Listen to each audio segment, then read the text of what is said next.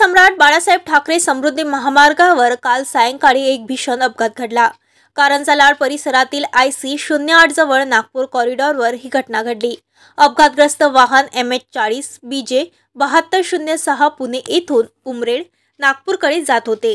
वाहन चालकाचे नियंत्रण सुटल्यामुळे गाडीचा अपघात झाला।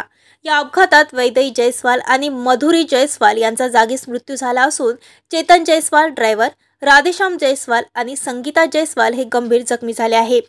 अपघातानंतर घटनास्थळी मदत कार्यासाठी MSF टीममधील देवानंद नरवाडे व गजानन सोनुने यांनी तात्काळ मदत केली। तसेच HSP टीमचे SC इंगोले व PC गणेश बोडखे, डायल 112 पथकातील PI किशोर शेळके व PC राजेश धोरवे यांनी तातडीने घटनास्थळी धाव घेतली। चौधरी PNC टीम आणि वनोजा शेलूबाजार मालेगाव येथील QRV व ॲम्ब्युलन्स सेवांचा वापर करून जखमींना वाशिम ग्रामीण रुग्णालयात हलवण्यात आले।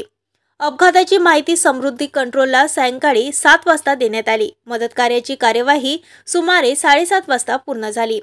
अपघातास्थळी आलेल्या नातेवाईक Bhimrao Raut MH 28V 9949 mobile क्रमांक 9527 77 29 31 आणि पराग जयस्वाल मोबाईल क्रमांक 9657 44 22 11 यांच्याकडे अपघातग्रस्तांचे साहित्य सुपूर्द करण्यात आले।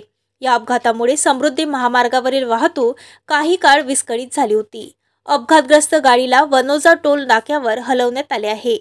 महाराष्ट्र न्यूज लाईव्ह मुंबईसाठी ज्ञानेश्वर चव्हाणसह कॅमेरामॅन प्रकाश चव्हाण, समृद्धी महामार्ग, वनोजा, वाशिम।